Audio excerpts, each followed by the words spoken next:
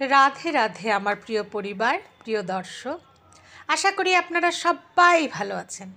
আমিও এবং আমরা আপনাদের ভালোবাসায়, ঈশ্বরের আশীর্বাদে ভালো আছি। এটা ছিল গতকালে, যেখানে আমি ভিডিও শেষ করেছি তারপর থেকে। এই তুলসীতলায় পুজো জল দিয়ে নিচ্ছিলাম, সূর্য প্রণাম করে। এটা আমার স্নানের পরে এটা অভ্যাস। তো যাই হোক, তারপরে মা তুলসীকে ধূপ বাতি দেখানো, এগুলো আমি কেন, সবাই হয়তো করে থাকে। তো যাই হোক, আমি ভূমিকা মীনাক্ষী ইন্ডিয়ার ওয়েস্ট বেঙ্গল থেকে আবারও হাজির হয়ে গেলাম আপনাদের সামনে আরেকটি নতুন ভিডিও নিয়ে।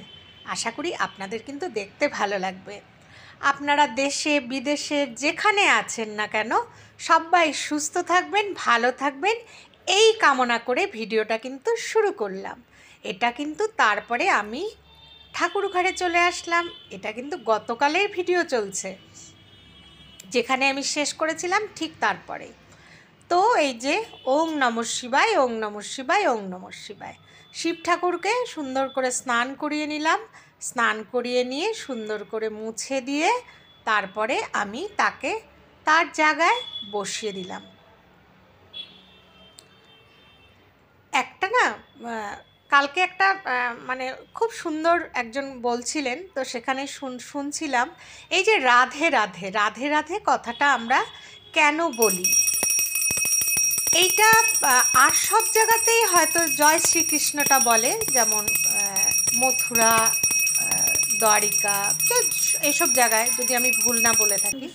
কিন্তু বৃন্দাবনে কিন্তু রাধে রাধে বলে। কেন বলে না, বৃন্দাবনে যখন কৃষ্ণ সব চলে গেছিলেন বৃন্দাবন ছেড়ে, তখন রাধার এবং তার সখীদের খুব কষ্ট হচ্ছিল।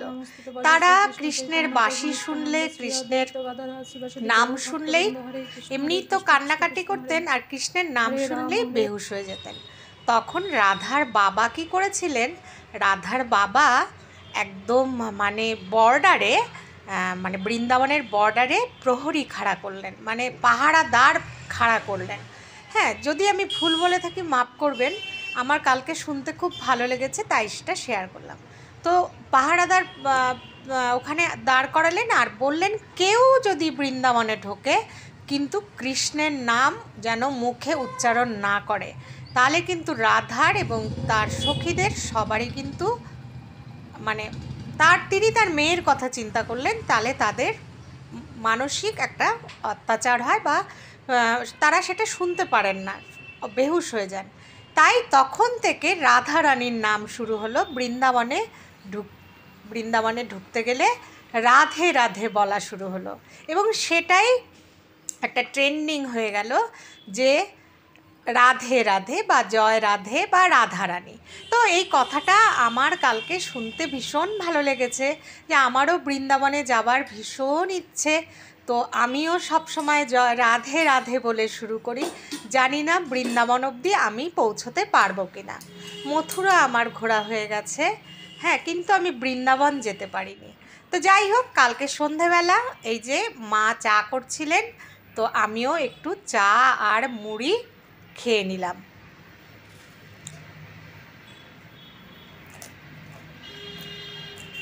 মুড়িটা ফোটা হয়ে গেছে। আর মার হাতে চা বানানো খেতে ভালোই লাগে। মা তো একটু কড়া চা বানান, তো তো সেটাই আর কি। যাই হোক, আমি আবার একটু চা কম খাই। এটা হলো আজকে সকালে। কালকে বলেছিলাম যে আমি মার জন্য দুধ নিয়ে আসবো।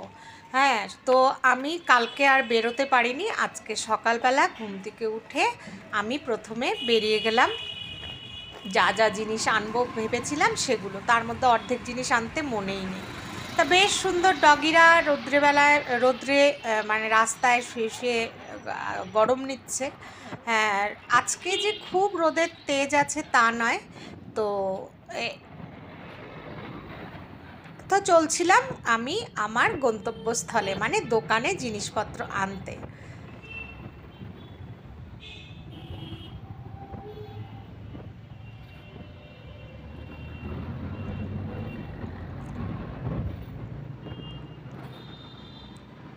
বন্ধুরা, আপনারা যে যেখান থেকে দেখছেন, আপনারা একটা লাইক দিয়ে শুরু করবেন দেখাটা।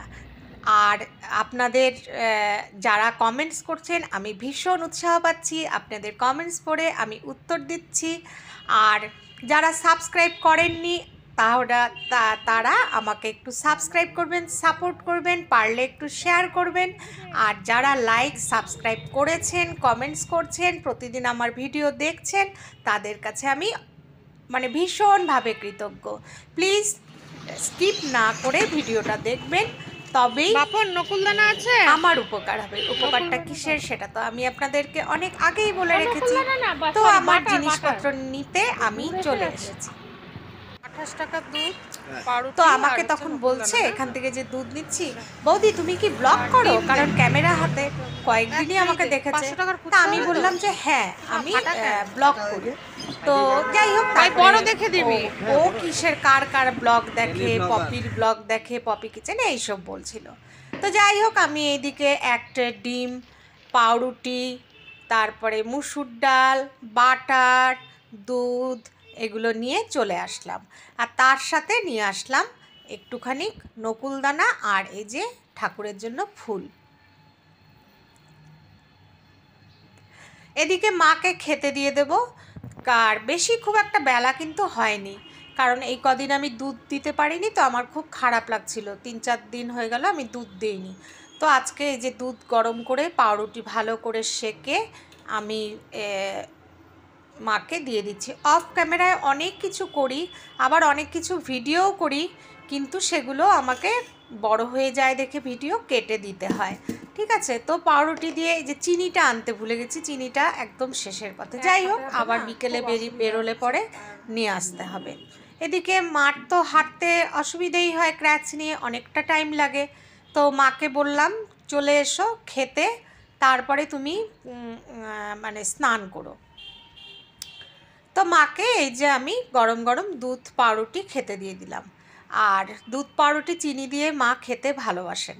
তো ওই যে মা যেটা ভালোবাসেন সেটাই আমাকে করতে হবে, এটাই আর কি মনের মধ্যে সবসময় আমি সেটাই ভাবি। আর তারপরে আমার জন্য আমি এখন অ্যাপেল সিডার ভিনিগার খাবো।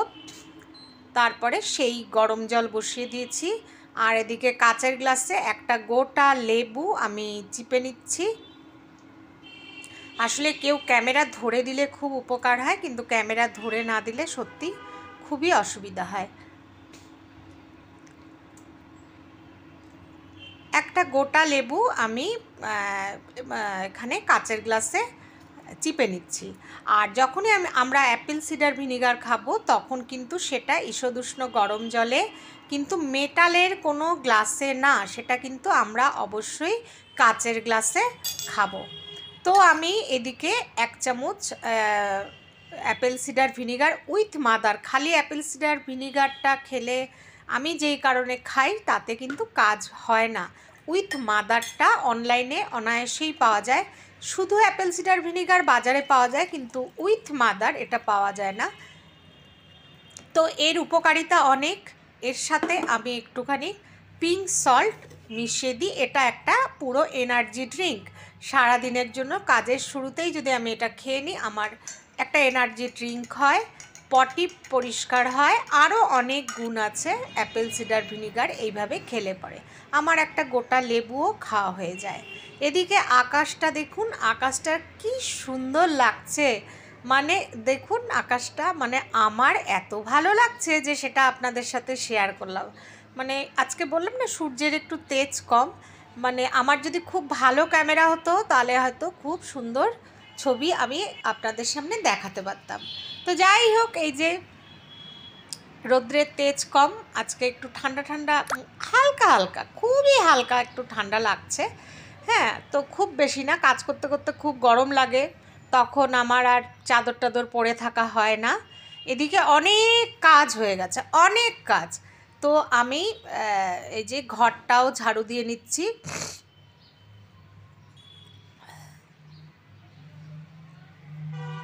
আর আজকে হচ্ছে শনিবার, এখনও আমার মেয়ের সাথে, কিন্তু এখন যখন ভয়েস দিচ্ছি একটা বাজে, তো এখনও আমার মেয়ের সাথে কিন্তু কথা হয়নি, কালকে রাত্রেই কথা হয়েছিল, কারণ ওর আজকে অফিস নেই, ও ঘুমোচ্ছে। মেয়ের খবরও দিয়ে দিলাম, ওর ঠান্ডাটা লাগাটা না এখনও নাকটা বন্ধ বন্ধ। তো যাই হোক, কালকে বলছিল যে মা মাথা ব্যথা করছে, কালকে তো অফিস ছিল, রাত্রিবেলা শুনলাম। তো কালকে রাত্রে মাংস দিয়ে ভাত খেয়েছে, এত দূর অবধি শোনা হয়েছে। আজকে এখন অবধি ওর সাথে আমার কোনো কথা হয়নি। তো আমিও ফোন করিনি, কারণ ঘুমাচ্ছে যখন ঘুমাক। ও উঠলে পরে নিশ্চয়ই আমাকে ফোন করবে বা হোয়াটসঅ্যাপে একটা মেসেজ ছেড়ে দেবে, কিছু একটা করবে। যাই হোক, এদিকে আমি আবার আমার কাজ তো করছি, কাজের তো কোনো আর শেষ নেই। এদিকে আমি ভাবলাম যে ঘরটা ঝাড় দেওয়া হয়ে গেছে, এবার টেবিলটার না একটু জায়গা পরিবর্তন করেছে, আপনারা বুঝতে পাচ্ছেন কি না জানি না। তো জায়গাটা একটুখানি পরিবর্তন করলাম টেবিলটার, আর ভালো করে টেবিলটা সুন্দর করে মুছে নিচ্ছি। আর আমার এগুলো প্রতিদিনেরই কাজ, আমার একটু ঘরদোর টিপটপ না থাকলে মোটেও ভালো লাগে না। মানসিক শান্তি, মানসিক অবসাদ কাটাতে আমি কিন্তু যখনই দেখি মানে আমার ভালো লাগছে না, আমি আরও বেশি করে বেশি করে বেশি করে কাজ করি, যাতে আমার মনটা অন্যদিকে থাকে, আমি কাজের মধ্যে থাকি। এই জন্যই আমি বেশি করে কাজ করি, কারণ শুয়ে থাকলে বসে থাকলে আরও বেশি দেখি আমাকে চিন্তা পেয়ে বসে, তাই না? তো সেই জন্য যে যেটা ভালোবাসে সে সেটা করলেই আর তার টেনশানটা একটু কম হয়। যদিও জ্ঞান দিচ্ছি, এদিকে কিন্তু আমি ভীষণ ডিপ্রেশনে ভুগি, তার অবশ্য অনেক কারণ আছে। তো যাই হোক, এই জন্য এই যে চাটা ছেঁকে রেখে দিচ্ছি ফ্লাস্কে, চিনি ছাড়া লাল চা করে। মা কড়া খায় দেখে একটু চাপাতি দিয়ে ফুটিয়ে নিলাম। তো যখন চা খেতে ইচ্ছে করবে তখনই চাটা খেতে পারবে, একটু নিয়ে খেতে পারবে। আজকাল সেটাও করে না, করে রাখি, আমাকে আবার ছেঁকেও মানে ফ্লাস্কের থেকে ঢেলেও আমাকেই দিতে হয়, নইলে খেতেও চায় না। এই যে ফ্লাস্কটা টেবিলের উপর রেখে দিচ্ছি। আর তারপরে ফ্লাস্কে রেখে বাকি চাটা ছেঁকে মাকে আমি বারান্দায় রোদ্রে এসে বসতে বললাম। বারান্দায় রোদ্রে তো বসার সেই ভিডিওটা এনে মানে ধরিনি, সেই যে কত কষ্ট করে বারান্দায় বসালাম রোদ্রে। আর হচ্ছে এখানে আমি বললাম এখানে রোদ্রে বসো, এই যে পাপোশটাও আমি দিয়ে দিয়েছি এখানে শুকোতে, এখানে জলের বোতলগুলি রোদ্রে রেখেছি, জলটা গরম হবে রোদ্রে, সেটা খেলে পরে ভালো। তো এদিকে যাই হোক, অনেক কষ্ট করে মাকে বারান্দায় বসালাম, বলে যে মাথা ঘুরায়। তো যাই হোক, রাস্তার দিকে তাকালে নাকি মাথা ঘুরায়, আমি ব্যস্ত রাস্তার দিকে তাকাইনি। মায়ের স্নানের জল বসিয়ে দিলাম, লাউটাকে দুফালি করলাম, এখনো ডিমটা ঢালবো, আর এই যে ফিল্টারে জল দেব তার ব্যবস্থা হচ্ছে। এই যে ফিল্টারে সবজিটা কেটে নিলাম, অর্ধেকটা লাউ নিলাম, ডাল দিয়ে করব, মুসুর ডাল, এই যে মুসুর ডাল নিয়ে আসলাম, মুসুর ডাল দিয়ে করব। আর লাউয়ের চোকলা আলু দিয়ে কালো জিরা দিয়ে ভাজবো। আর এই যে মার স্নানের জল হয়ে গেছে, এখন স্নানের জলটা আগে দিয়ে আসি, ঠিক আছে? মা একটু স্নান করে নিক, তারপরে তেল মাখিয়ে দিই মাকে। এদিকে আমি ভালো লাগছে না দেখে টিভিতে গান চালিয়ে দিয়েছি, যার জন্য একটু সাউন্ডটাও মানে এখানে মিউট করে দিয়েছি। তো ওদিকে ডাল প্রেসার কুকারে বসিয়ে দিলাম, লাউ দিয়ে মুসুর ডাল, লবণ আর সরষের তেল দিয়ে সেদ্ধ। আর এদিকে হচ্ছে লাউর চোকলা আর আলু ভাজা বসিয়ে দিয়েছি। আর আমি তো তরকারিতে মিষ্টি দিই না, অল্প পিঙ্ক সল্ট আর অল্প হলুদ দিয়ে। আর এদিকে মায়ের কিন্তু স্নান হয়ে গেছে, এবার মাকে তেল মাখানোর পালা।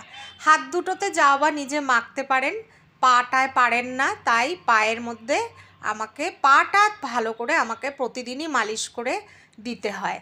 তো ভিডিওটা এই জায়গা ফাস্ট করে রাখা, কারণ ভিডিও নালে অনেক বড় হয়ে যাবে। তো এই যে মালিশ করে দিচ্ছি, অলিভ অয়েল, আরামও পান, তারপরে শেকটাও দেন। আর যাই হোক, এটা তো আমার প্রতিদিনেরই কাজ, এগুলো আপনারা জানেনই যে এগুলো আমি আমার মায়ের জন্য করে থাকি।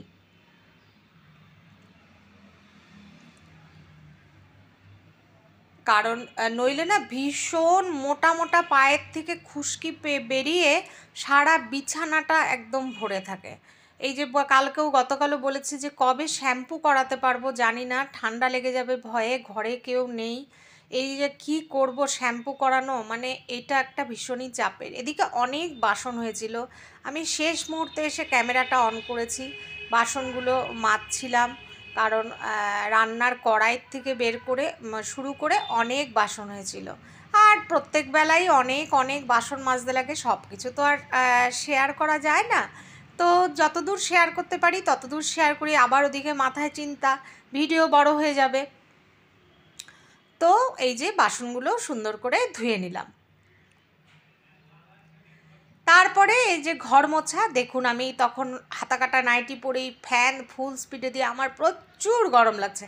ভিডিও ফাস্ট করে আমি এদিকে পুরো এই পাশের দিকটা মুছে নিয়েছি, মুছে নিয়ে আমি কিন্তু এদিকে এই যে একদম ভেতরের ঘরে, যে ঘরটায় আমি শুই, সেই ঘরটা এদিকে মুছে নিচ্ছি ভালো করে।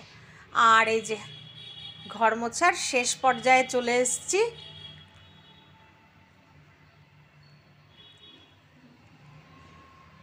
অবশ্য কাজ করি দেখেই কিন্তু আমি ভালো আছি, কাজ না করলে হয়তো আমি মানে আরও অসুস্থ হয়ে পড়তাম। আমি যত বেশি কাজ করি তত বেশি মনে হয় যেন আমি ভালো থাকি। এদিকে আমার কাপড় চোপড়ও ওয়াশিং মেশিনে কাচা হয়ে গেছে, সেগুলো আমি এদিকে বারান্দায় মেলে দিচ্ছিলাম।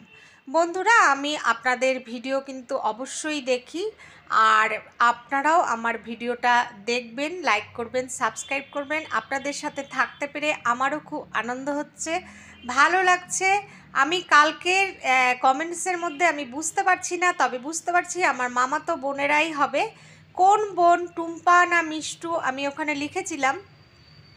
তো আমাকে লেখা হয়েছে দিল্লিতে বৃষ্টি হচ্ছে। হ্যাঁ জানি, হ্যাঁ তোদের আমি বুঝতে পারছি না কে, আমাকে একটুখানি কমেন্টস করে জানাবে তোমরা। আমার দুই বোনের কোনো এক বোন হবে।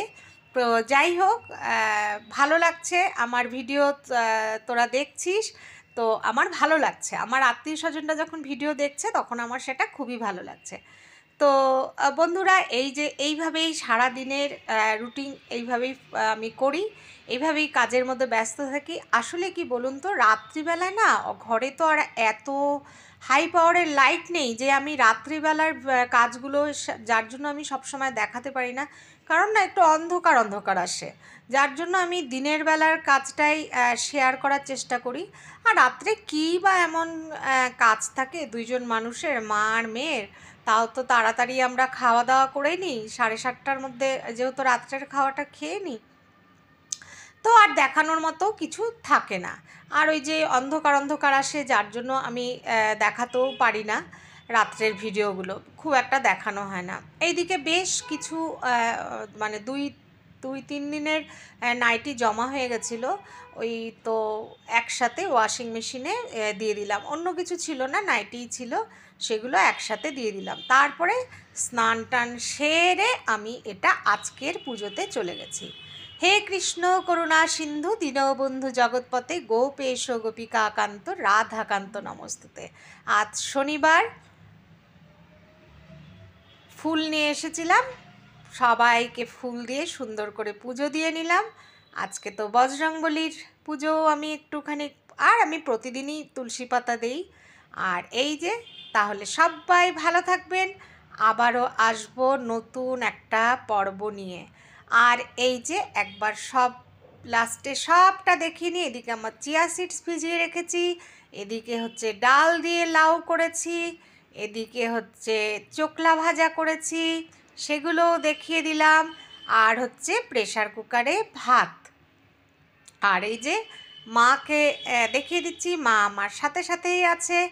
আর সব শেষে একবার পুরো ঘরটা ঘুরিয়ে নিয়ে তবে আবারও বললাম, আবারও আমি মীনাক্ষী আজকের মতো বিদায় নিচ্ছি। আবারও চলে আসব শরীর সুস্থ থাকলে আগামীকাল আরেকটি নতুন ভিডিও নিয়ে আপনাদের সামনে। আমি মীনাক্ষী, ভূমিকায় ভূমিকা। ততক্ষণের জন্য সবাই সুস্থ থাকবেন, ভালো থাকবেন। ঠিক আছে, টাটা, বাই বাই।